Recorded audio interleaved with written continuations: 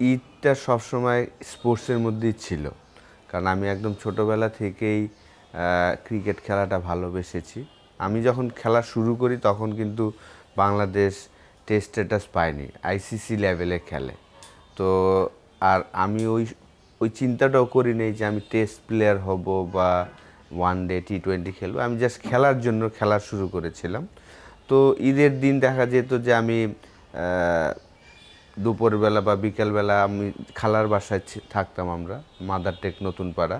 তো খালাদের বাসায় যাওয়ার যে রাস্তাটা ছিল আর কি 8 ফিট একটা রাস্তা ছিল।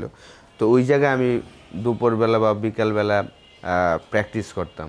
তো মানুষ বলতো যে পাগল নাকি, বাচ্চা ছেলে ঈদের দিনও খেলে। তো এখন বুঝতেছি যে আসলে ওই পাগলের কারণেই আমার যেই আর কি স্বপ্নটা ছিল যে বাংলাদেশের হয়ে খেলবো, সেটা খুব তাড়াতাড়ি খেলতে পেরেছিলাম।